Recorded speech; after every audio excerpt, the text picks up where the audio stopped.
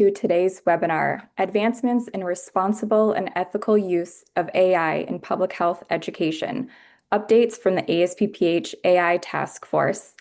Thank you for spending time with us today. My name is Jamie Atchison, and I'm pleased to serve as your moderator. I am the Senior Director of Innovation and Strategy at the Association of Schools and Programs of Public Health, ASPPH, and a member of the AI Task Force's Teaching and Learning subgroup. Today's session will highlight the task force's latest work, including key updates, insights from cross-sector partners, and an early look at the draft executive summary that outlines guiding principles for ethical and equitable AI integration in public health education. So whether you're joining as an educator, faculty member, administrator, practitioner, or student, we're very glad that you're here and engaged in ASPPH's efforts to help the field navigate rapid advancements in AI. Before we begin, I have a few housekeeping notes. Please keep your microphones muted during the presentations to avoid background noise. If you have any questions for our panelists, please submit them via the Q&A chat feature. We'd love to hear from you, and we'll get to as many questions as possible during the discussion portion of today's session. This webinar is being recorded, and a link will be shared afterward. Now let's meet today's panelists. Dr. Ashish Joshi, Dean and Distinguished University Professor of the University of Memphis School of Public Health. He serves as the ASPPH Technology Advisory Committee Chair and also leads the AI Task Force. Dr. Laura Magana, President and CEO of ASPPH. Today she'll be sharing closing remarks on looking ahead to the future. Dr. Carrie Mitchell, Chair and Associate Professor, Department of Public Health and Preventative Medicine at St. George's University, a representative of the AI Task Force, Teaching and Learning Subgroup.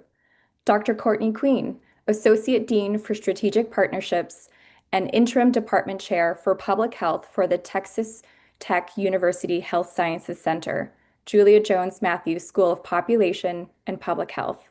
She's a representative of the AI Task Force, Policy, Regulatory, and Architectural Subgroup. Dr. Abdul Sheikh, Global Leader for Population Health at Amazon Web Services, AWS, a representative of the AI Task Force for the Education Subgroup. And Dr. Daniel Smith, Associate Professor at A.T. Still University College Graduate Health Studies, a representative of the AI Task Force Practice Subgroup. Each of our speakers brings a unique perspective to today's discussion, so I know we're really in for an enlightening session today. And with that, let's go ahead and get started. I'll pass it over to Ashish. Thanks, Jamie. Thank you so much. And first of all, I want to just acknowledge Dr. Laura Magana and the ASPPH for bestowing their confidence and trust in us leading this effort. And thank you to all my esteemed colleagues across different disciplines, different sectors who have come together to really guide this work. So just want to acknowledge them. I think as we were talking about the importance and the responsible and ethical use of artificial intelligence, there were two primary goals for this task force. One, our goal was to develop promising practices for the responsible and ethical use of AI in public health education, research, and practice. And at the same time, to ensure that the AI adoption prioritizes safety, accountability, and innovation while we are preparing the next generation of tech-enabled public health workforce. Brian, next slide, please.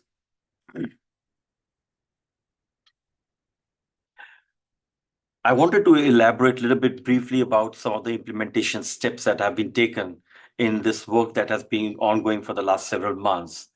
The first step was to establish the 4 subgroups that were related to teaching and learning, education, policy, and practice.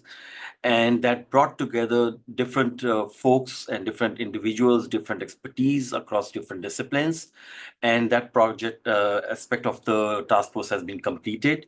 This was also an opportunity for us to set up meetings, which we always do, but we wanted to make sure that these are not just ad hoc, but an ongoing meetings that were done twice a month and then weekly as required by the task force subgroups. They continue to be ongoing as we all know that the field of artificial intelligence is evolving so rapidly, we need to keep ourselves tuned to the latest updates that are happening. The third is that we were tasked with creating an executive summary with all the 4 individual subgroup reports. The draft has been completed and shared with the stakeholders. And the fourth, which is an ongoing work, is that we do plan to share all this information and disseminate across different outlets, and which means we are establishing the ASPPH discussion community that will help us get the feedback from across the different resources and the other stakeholders who might play a very important role in this work. Brian, next, please. No work would have been established until we have a great team of colleagues who are here. They represent, I'm not going to name each one of them, but I just want to take a moment to thank each one of them for the valuable contribution, the time, effort, and the wisdom that they have brought together to really take this work to the next level. And without their support and able guidance, this work would not have been in the direction in the way we are moving forward right now. Next slide, Brian. Of course, my dear colleagues here, Jamie and Ed, who are our ASPPH task force staff, and also the members of the task force have been critical in ensuring that we are in following the guidelines and the timelines that are required for us. And I want to thank you them and acknowledge their wisdom in helping us take this work forward. Brian, next, please. The task force work was having 4 subgroup leads. Brian, next, please, if you can. The training and the learning component, the education, the practice, and the policy, regulatory, and architectural frameworks. You'll be listening from each one of the leads from each of the subgroups. But to really elaborate a little bit on each one of the categories was that, especially on the teaching and the learning side, we were looking at how and what kind of AI tools and technologies can be used in the classroom to enhance student engagement and interaction. And I think something is wrong with my screen on my side. Brian, I think we see a blank here. Oh, sorry, one.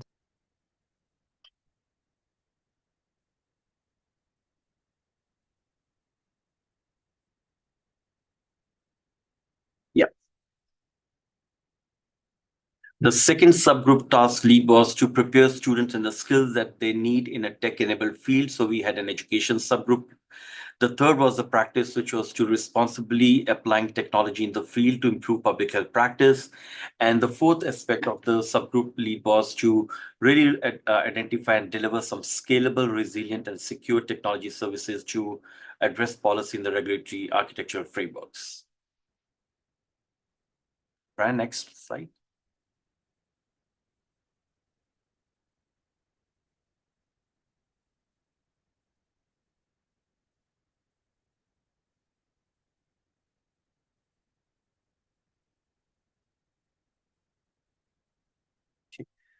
Thank you, Brian.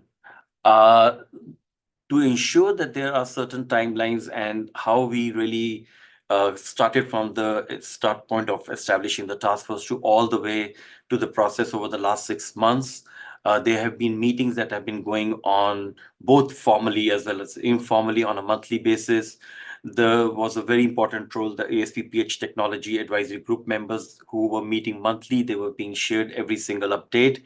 So we wanted to really highlight and talk about the process of the work that has been ongoing for the last 6-7 months, and especially to highlight and emphasize on the different discussions, deliberations that have been ongoing across the different stakeholders.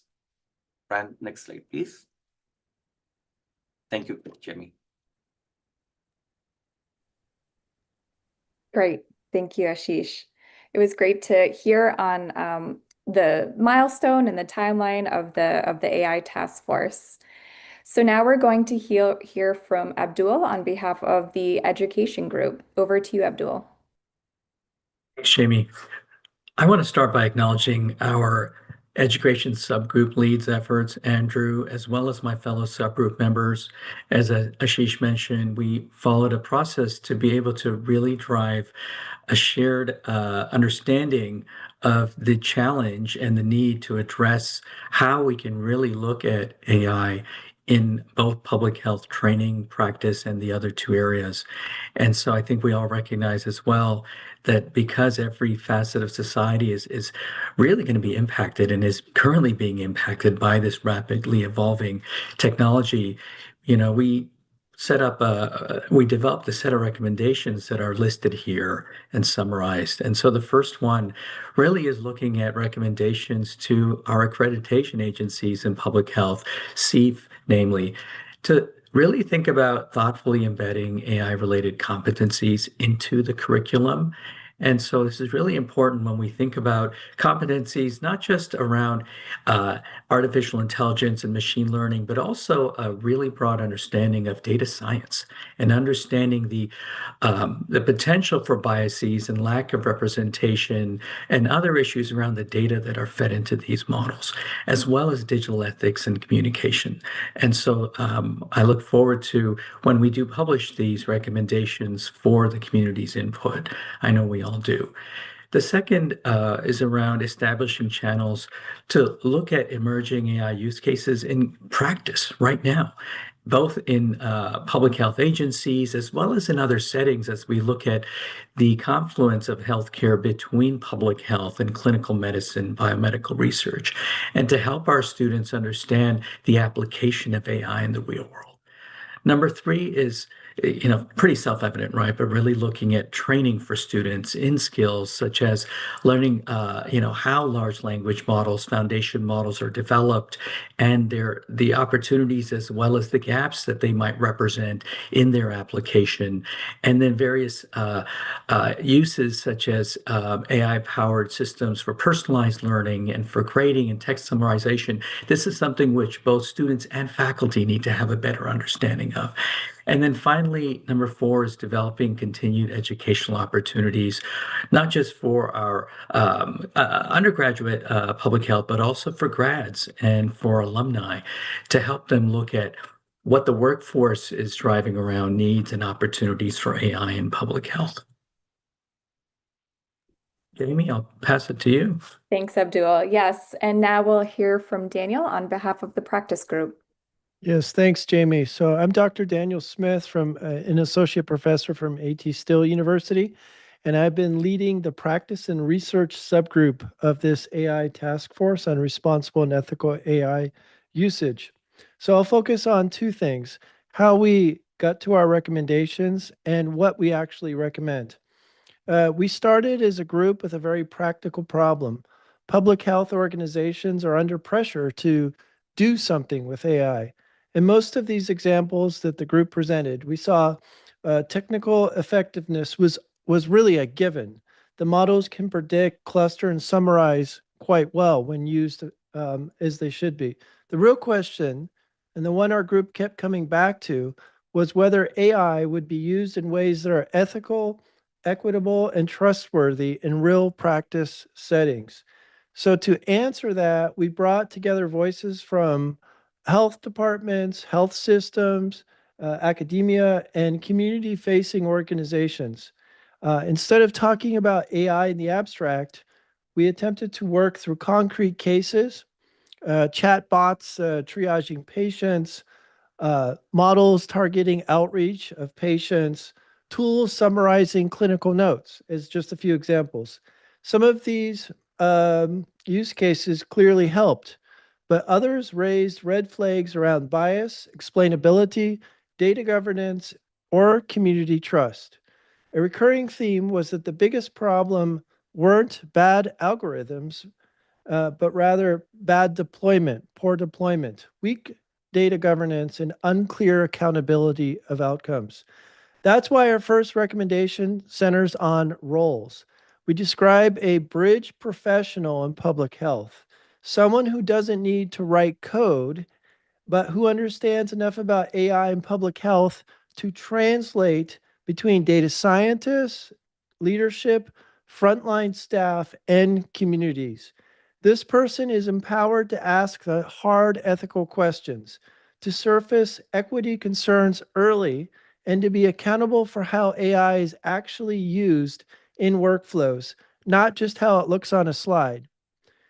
And we pair with recommendations on education and research. On the education side, we call for targeted training and short courses for faculty and students so practitioners can build AI literacy, implementation skills, and a shared language around ethics and equity.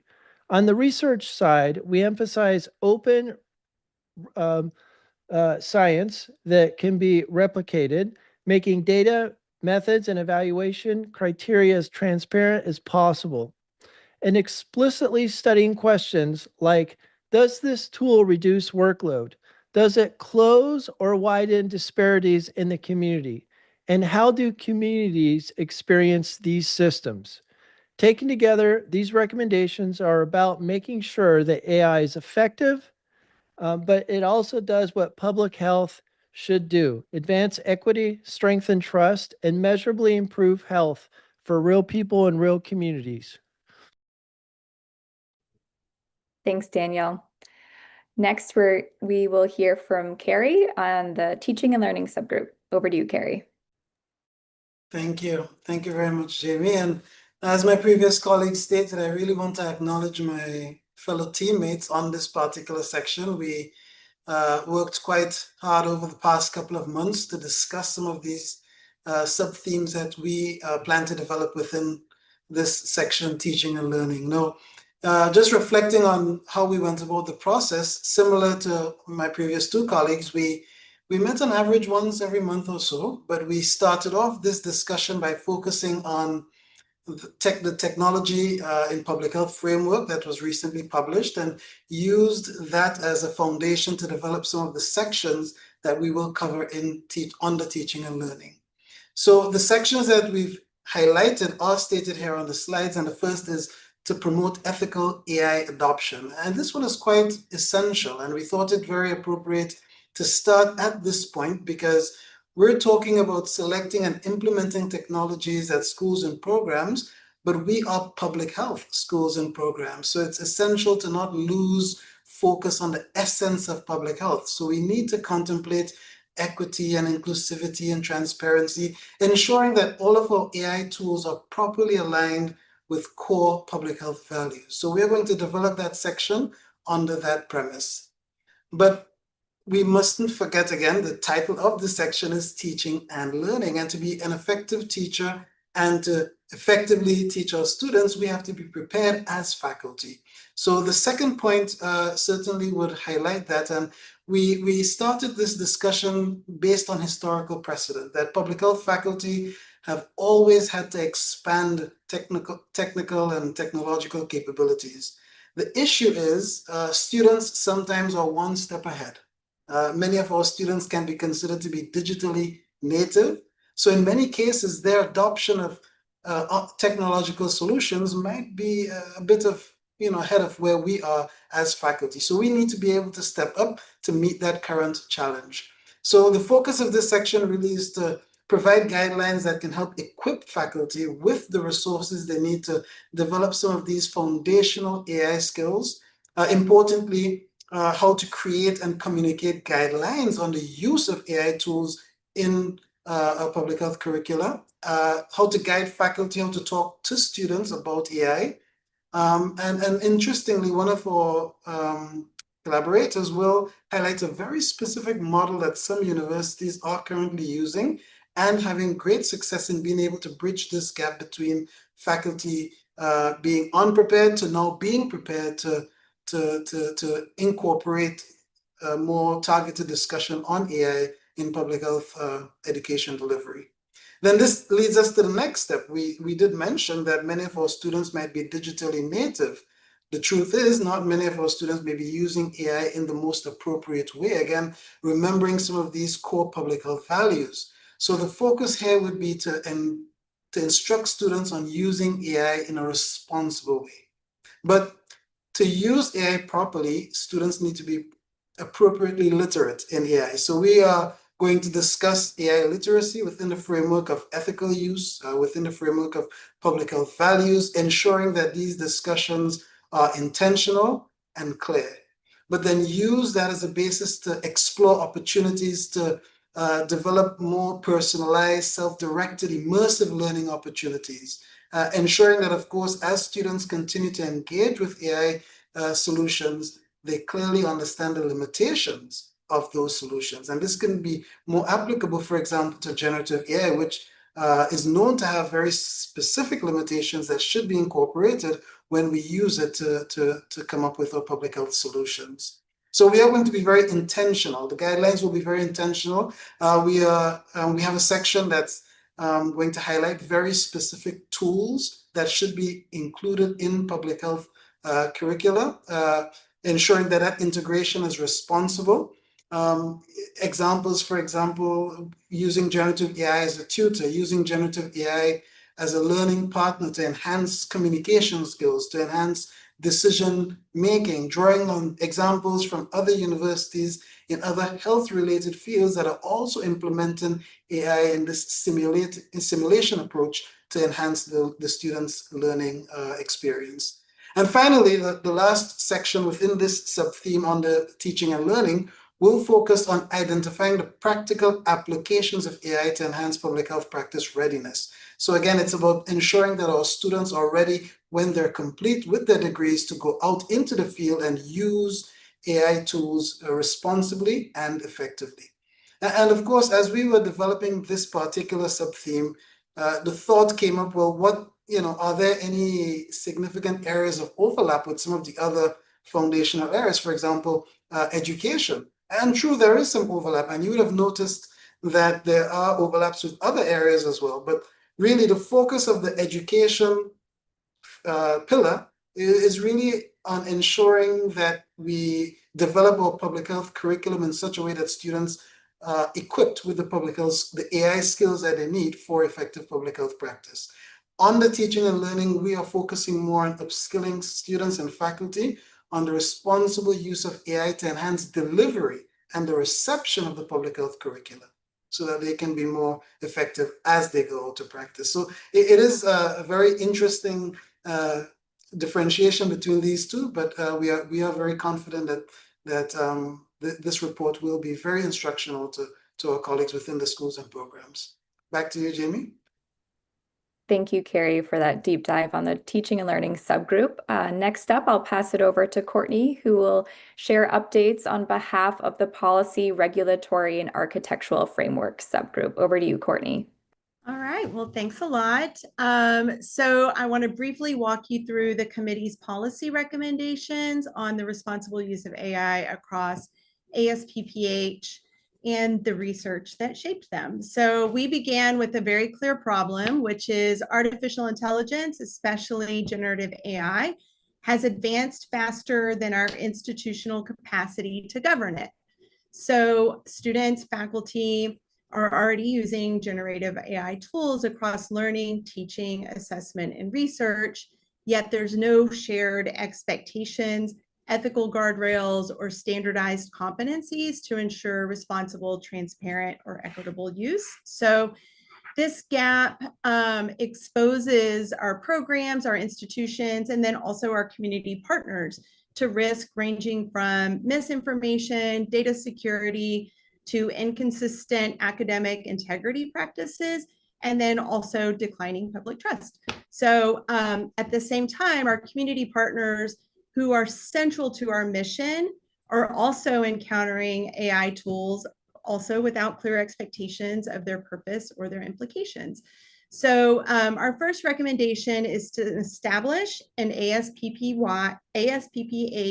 wide policy framework that addresses responsible AI use, privacy protection, ethical standards, and transparency. Second, we recommend embedding community trust practices, including plain language expectations of how AI is used, why, and with what safeguards. And then finally, these practices must also be reviewed, updated, and consistently communicated to faculty, students, as the technology and governance landscape evolves. So these recommendations are grounded in a systematic study led by Dr. Josie, the chair of the committee, to be submitted for publication under the title Investigating the Use of Generative AI Policies Among ASPPH Member Schools and Programs of Public Health. So this study established the baseline understanding of the existing AI governance landscape across ASPPH institutions with a few aims to identify which ASPPH programs have publicly available AI guidance, determine which of those documents rise to the level of a policy rather than just informal guidance, because formal designation matters for clarity and also enforcement. And then finally, to characterize the contents and components of those policies. So I will let Dr. Josie talk about this a little bit later in the presentation today in this webinar. But just so you know, there were some very interesting and important gaps that were identified by this research team, and that the recommendations will be based on that. So thanks a lot, and I stay tuned for in about 10 minutes. Great. Thank you, Courtney. So now I will pass it over to Ashish to talk through more of the task force milestones and additional efforts by the AI task force. Over to you, Ashish. Thanks a lot, Jamie, and thank you so much, Courtney. I think we are anticipating to submit our draft task force report by December of 2025. The feedback will be obtained by the community from January to April 2026. That will give us a lot of insights and a lot of feedback based on some of the findings that we put it out. We then hope to present this at the annual ASPPH meeting town hall during March 2026, which gives us another lens and another opportunity for feedback before we plan to submit our final task force report in June of 2026 to the ASPPH. So these are the kind of the milestones that we are hoping in the next couple of months to accomplish. Brian, next, please. So thank you, Courtney, for mentioning a little bit about the policy work. And I just wanted to take this moment to guide that the work of all the subgroups have really taken a very objective lens to discussions and deliberations based on some of the landscape data that has been made available. So just to give you a sense of, and I want to take a moment to thank our graduate students from the School of Public Health at the University of Memphis who've been really working diligently to put this robust database together with us under the able guidance from all the colleagues within the technology advisory group, as well as from the members of the task force. So we looked at all about the ASPPH schools and programs, and we found that about 18 ASPPH member schools and programs had some kind of AI policies. There were 7 key focus areas that were included. One was academic integrity, misconduct, and guidance. Second was pedagogical guidance. The third talked about the legal policy compliance. The fourth was talking about some of the ethical considerations that need to be taken into consideration. The data privacy and security guidelines were there, and then software access guidance. So this really themes allowed us to really shape and understand what the current landscape of the AI policies is. Because as the field is so rapidly evolving, one of the challenges was, okay, how and what is already known about the policies. So I think this was the approach to really create a foundational work on what already exists. So Brian, next slide, please. I don't want to make this very complicated, but I just wanted to say that the policies were segmented across 5 key pillars. Like, we had students, we had faculty, we had policies for staff and administrators, there was some research, and then there were certain policies that included all the stakeholders. If you look under the students, AI use and academic integrity was a theme that came out very prominent. And under that theme, there were 2 sub-themes that were focusing on. One was the misuse as a violation, and the second one was citation and accountability. For the faculty, there were 2 themes that came out. One was on the AI use in the classroom, And then how do you address the issue of misconduct that involved the AI use? These involved both the classroom usage policies as well as the instructor responsibility. At the same time, for the misconduct, it emphasized on disciplinary action and AI detection software use. When we moved into the staff and administrator, it was very interesting that the theme that came out was sensitive data governance. So the two sub themes that came very prominent was one was data security and IT management. And the reason of these thematic and sub-thematic analysis was to really understand on what current AI policies have been really emphasizing and focusing on. When we went into the research filter and the drill down around that, ethical implications of AI use in university settings came out as a very important theme. One was focusing on intellectual property ethics, and the second one was what are some of the funding agency guidelines that need to be taken into consideration while we are using responsible use of AI in research. For the all stakeholders, there were extra institutional considerations like how do we really align the policies with the federal and the state laws, and what are some of the human-centered ethics that need to be taken into consideration. So this kind of a taxonomy or like of a flow chart like just lays out themes and sub-themes by the different segmented stakeholders that these current existing policies have been focusing and studied upon. Brian, next slide, please. As on one end, we were looking at the policy lens. I just wanted to give a quick snapshot on the second project that the task force and the technology advisory group is doing. One, we are looking at what are some of the key skills, knowledge, and the competencies that employers are seeking in candidates for those positions where AI in public health domain is being used. So this also gives us some very objective assessment of the skills that the employers are particularly looking. And this feeds to what my earlier colleagues, Gary and Abdul mentioned about that at the end of the day, we also have to train our students with the right skills so that they are employable to the market and to the workforce analysis. So a very subgroup analysis has been done. We looked at two databases, Indeed and Glassdoor, and we looked at two different time points, about 1 week search to look at the kind of jobs which specifically highlighted importance of artificial intelligence in public health. 80 jobs were being identified around that domain. Brian, can you go to the next slide, please?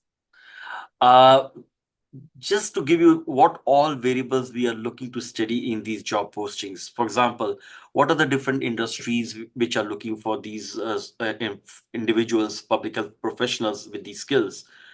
What kind of industry classification is there? Where these jobs exist? What kind of job titles are there? Job descriptions are there? What are the preferred education and preferred experiences and skills and abilities that the employers are looking for? Any kind of software programming skills, work arrangement, what kind of AI tools, any kind of certification or essential accountabilities or essential skills. So to the best of our knowledge, this is the first kind of a job task analysis, really focusing on use of AI in public health by the employers and what kind of skills they're looking in their workforce that's looking at. We looked at this is a work in process, but I just wanted to give you a quick snapshot of the job categories. They were looking at engineering, compliance, research, community and social services, very interesting management, executive management, and what are some of the example job roles that were being categorized under each of the job categories.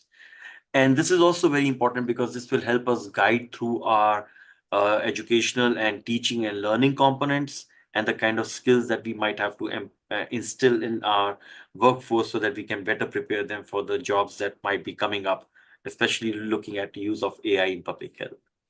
Brian, next slide, please. There were certain competencies that were identified very important: communications, project management, interdisciplinary collaboration, software programming, laws, standards, and frameworks came up very high in the competencies. We were looking at, interestingly, healthcare administration and revenue cycle management came out. We were also segmenting the jobs based on the different salary tier structures. The hiring organization types that were coming up was digital health, health tech. the technology and IT services, pharmaceutical and biotech, insurance, professional services, and talent solutions. So that tells us like how cross-functional collaboration is needed, especially to prepare the next cadre of the public health workforce, which need to be trained with the essential artificial intelligence skills. So they're not just limited to use of technology, but also in terms of how to communicate the data findings, how to manage the projects that might require some unique skills in the area of AI. So this is a work in progress, but just to give you a snapshot of the variables that we are trying to extract and understand on the job task answers for AI in public health. Brian, next slide, please. Just to give you a geographical distribution of the public health AI jobs, of the 80 jobs that we were looking at, the distribution across different geographic settings. We were looking at even now comparing the kind of jobs, the kind of skills, the kind of organizations that are looking. So I think our whole hope is that all this data will be available through the ASPPH AI Task Force website. And we are hoping to make this as a resource available for the fellow colleagues and the stakeholders to see what progress has been made around that. Brian, next slide, please. Yeah.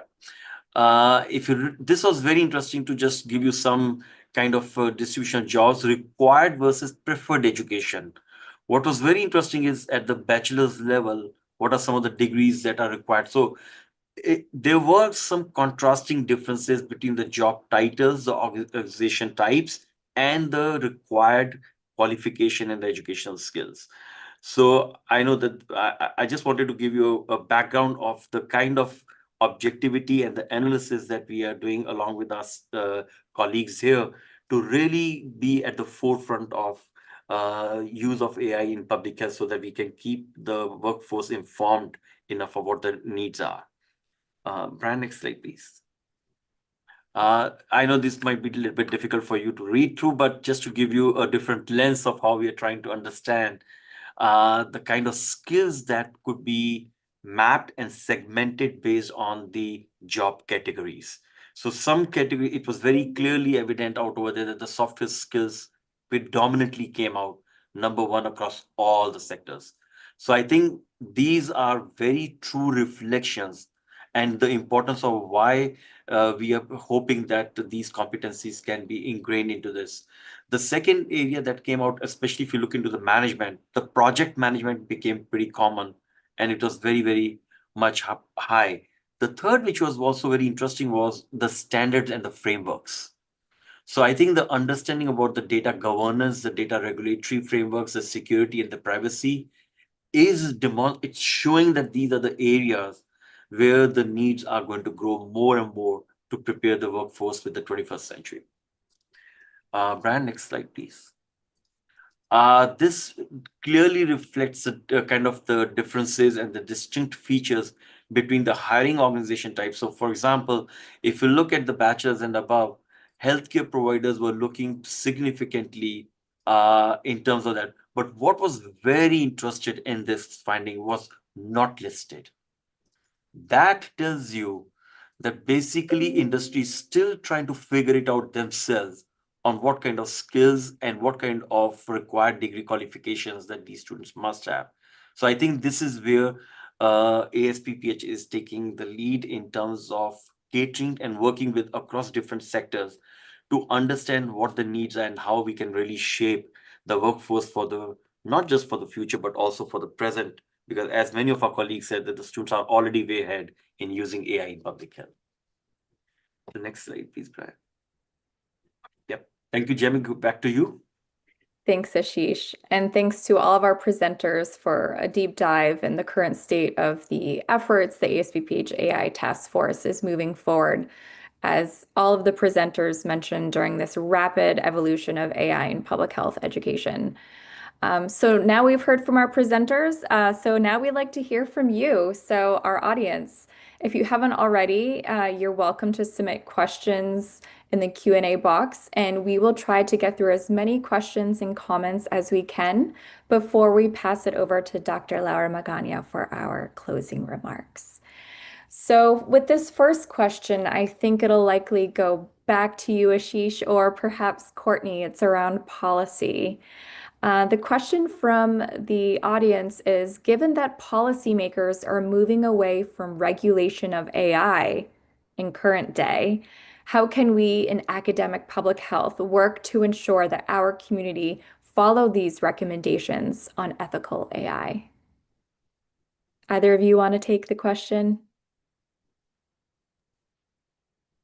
So I'll chip in and then I'll let Courtney. I think this question this is very relevant, Jamie. The question, frankly speaking, but at the end of the day, I think we have to remember that we are in public health, and the responsible and ethical use of AI in public health is a critical component. So I think it's a balance and a kind of both on the regulatory side as well as on the ethical side and the equitable use of AI in public health.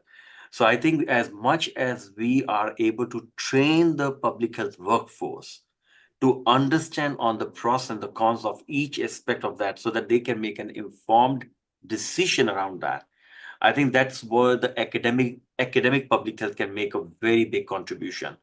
Because remember, one more thing I would like to say here, that we do live in a world of a lot of misinformation and disinformation.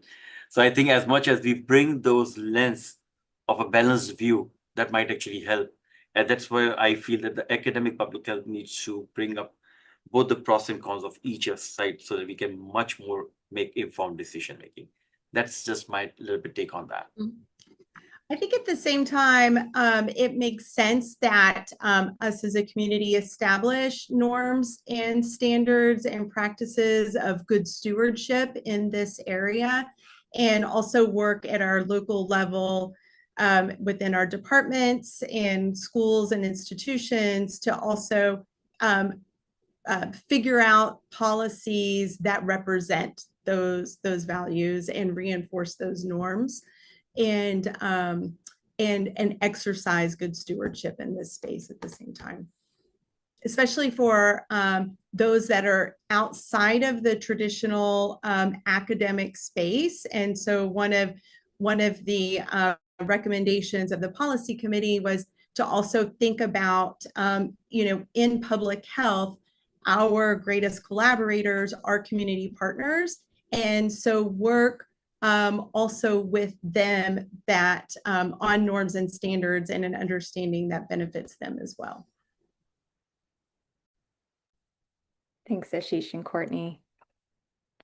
Okay, another question that came in is a question that we have discussed in the task force and at ASPPH as well.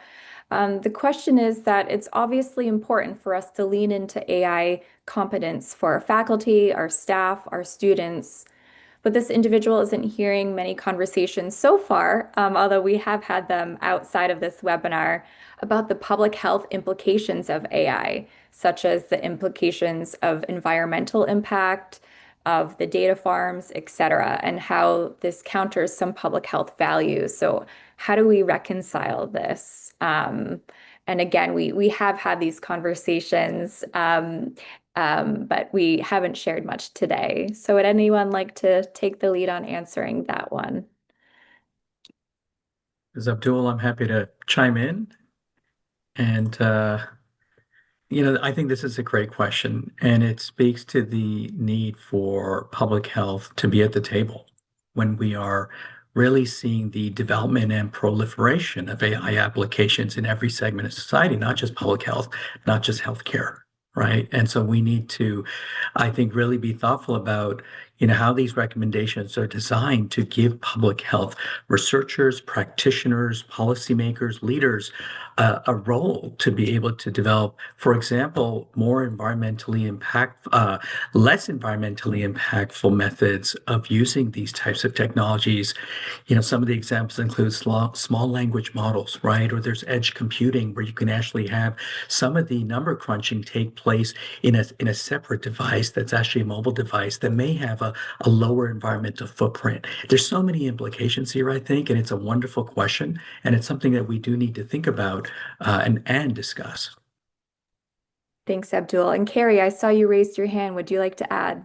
Yes, I do agree with Abdul. I think it's a very important question. I think within the teaching and learning subsection, though, it may be implicit under our discussion on AI literacy, because one of the things we are going to recommend is clear discussion. The reality is whenever we implement new technology, the pros and cons become clearer with time. So we have to have the door open to those discussions, continue to look at the research, see what's happening with regard to the environmental impact, and have those discussions as we move along. But if we don't want to put our heads in the sand, as it were. We have to admit that the technology is very beneficial, but there are going to be some impacts. What are these, and how can we mitigate that? I think that falls really nicely under the core values of public health. So I think it's a fantastic question as well. I would like to chime in also. So I like this question also, and from a different perspective, at T2HSC, Texas Tech University Health Sciences Center, we are in West Texas, and we are in a predominantly like a huge geographical space, right? Like the size of Germany, but sparsely populated, but resource rich. And so much of our public health sort of conversations happen with this in mind, right? So in my community, we are a data center and a data farm community, and we are also an oil extraction community, and we have windmills. And so in the public health space and for our program and for our faculty and our students, we are constantly negotiating the answer to this question, right? And so we are up against social determinants of health, commercial determinants of health, having to recognize that these are conflicting many times, and that our stakeholders need these resource extraction economies, but at the same time, public health wants to be there to say, we can be resource rich, and at the same time, we can also build healthy communities. And so, we're not in a position at all to say we can't have that or support that, because there's just so many compromises, but also at the same time negotiation that we're making on the benefits, but also to benefit our communities and our population. So we are constantly reconciling this question. So thank you. Yeah, and I'll add from the practice committee subgroup perspective that it's very important. A lot of times when we discuss AI, we're talking about social matters more than we're actually talking about the technology itself.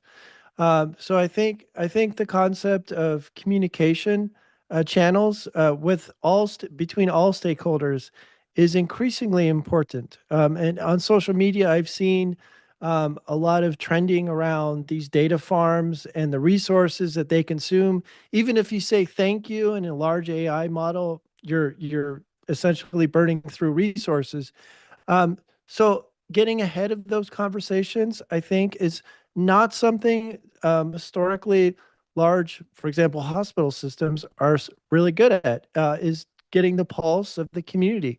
What does the community think about this, and how can we respond to that? Usually in even very large organizations of 50,000 employees, there might be a team of 3 people who have community outreach. I think that's going to be increasingly important with the implementation of these new AI tools.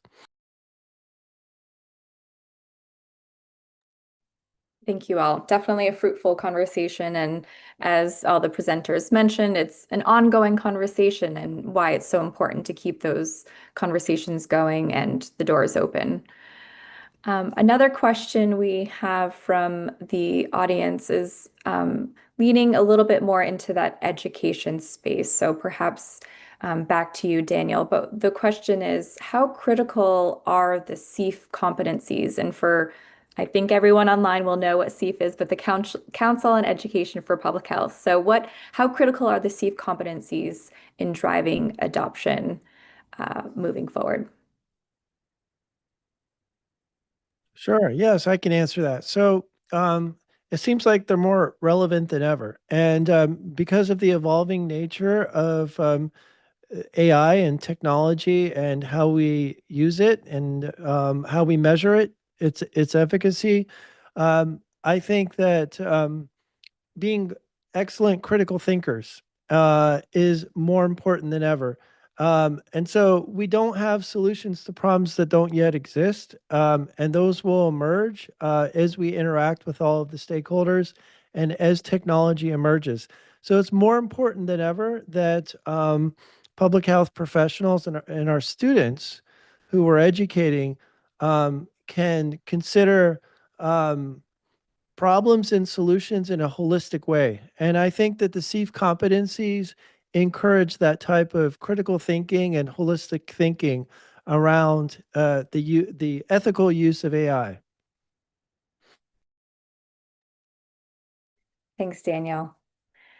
Another question that came in may lean a little bit more into that teaching and learning subgroup area. So it may be coming over to you, Carrie, but the question is, faculty will need support and continuing education in this space. So will we, as the AI Task Force and ASPPH, provide resources for faculty and ongoing support? So any insights there? Yes, that is absolutely certain because as the technology continues to advance, we would need to keep up. But as Ashish would comment, this is intended to be a living document. This is not something that's going to be published once and never revisited. It will be changing as we move along, and I think it would be on us as faculty to ensure we keep referring to those new resources. And I think it's a great challenge because this is probably one of the most crucial moments in public health education because it's a complete shift in the way we approach computing. So it's going to be a challenge for us, especially those who may have been in public health for a long time, to figure out how to keep changing the way they deliver public health education, because that's going to be the requirement. Great. And another question came in, again, a little bit more geared towards that in-class learning. So whether it falls into the education space, Daniel, or in teaching and learning, Carrie. But the question is, what AI tools should we be exploring for in-class learning? So this is gearing towards the students, ensuring that they have the skills they need and the competencies, that they need before even embarking on, classroom assignments. Oh, so I would answer by saying I wouldn't want to be so bold to be prescriptive about the exact AI tools that should be used for education. For one thing, they're always changing. Um, but I think that we should encourage an environment of trial and error. It's okay to make mistakes as long as you're self-aware that what a mistake is and how to resolve those errors in the classroom using these tools so that this type of challenge doesn't emerges less in practice. So classrooms can be a great place to experiment with these tools. Yes, I agree with Daniel on that point. And if I may add, whenever I suggest tools to my students, they present 3 others I didn't hear about before. So it's going to be very difficult to keep up. But I do think what we really need to do as educators is ensure students understand that whenever they choose an option, they need to understand what that tool is, how it works, and how to use it responsibly. I think that is where our responsibility lies, and that should help them really be able to be more effective. And I would only add as well that AI tools are starting to tier with costs. And so if it's kind of pay to play as other software is, what I would love to see is some proprietary small or large language models being built by students so that they can understand how these tools actually work from the inside. Great, thank you. And while we do have many other questions we would love to get to, we are getting close to time, and we'll be sure to continue the dialogue. But with that, I would like to pass it over to our President and CEO of ASPPH, Dr. Laura Magana. Thank you so much, Jamie. Thank you so much, really, to our task force. I mean, you are really advancing this important, very critical topic for academic public health. Thank you for your commitment, for your passion, for your expertise. And I want to say everyone that each year the ASPPH Board of Directors select one or two initiatives really to bring together all our community and advance really important critical topics. So this year was this one, the responsible use of AI in our schools and programs. And we're gonna come up with recommendations and a call for action. So AI, as you saw, is really central to what's happening right now in history. It's just a combination of both the public health 4.0.0 and also the industrial revolution 5.0, which is the next evolution beyond 4.0, shifting really the focus of just automation towards human-centric models. Public health knows best how to do this. So technology and innovation used for the good of the public and the well-being. So please stay connected. In this conversation, this was just the initial conversations, just a little bit of what's happened. I want to really thank Dina. Georgia has been incredible in leading this task force. All of you, our staff, Ed and Jamie. We will be doing several things that I would like to just mention, just to engage you in and excite you, hopefully, in these next steps.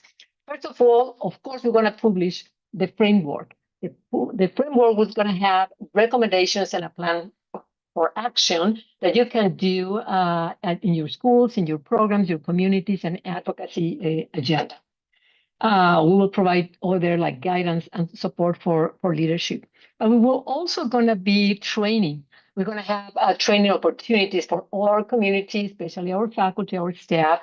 So stay tuned for the workshops and the sessions that we're going to be putting together in our annual meeting on March, and of course beyond that on all the webinars. We're also gathering, and we will continue to gather, curating promises practices. We are, as you heard, we are all trying. All our members and our partners are trying different things. So we're going to gather all of those in a hub that we already have in ASPPH, which is our IDEA Institute. Over there, you're going to have all the resources that you need in order to just put in practice all the ideas that you heard today. But we're going to continue really supporting and engaging in conversations. We are a learning community, and we are learning as we speak. So I really want to thank all of you. It was an incredible session. Thank you so much to the task force, but also to all the audience, because that means that you're engaging with this topic. You need to work with us in order to learn more and really be more proactive in this incredible important topic. So thank you all, and to you, Jamie. Thank you, Dr. Magana. And as we wrap up, I just want to say thank you again to all of our dynamic speakers, Drs. Joshi, Sheikh, Smith, Mitchell, Queen, and of course, Dr. Magana. And as Laura said, thank you so much for attending and engaging in this important conversation that changes on the daily. So we have a list of helpful resources for you too, with QR codes that we will share with you. And before you go, just a quick reminder that this session will be recorded. It will be made available. So make sure that you check your email for follow-up details. And if you're interested in learning more about today's topics, be sure to visit the ASPPH website and look for AI in public health. And with that, I'll officially close today's session. And thanks again, and have a great rest of your day. Thank you.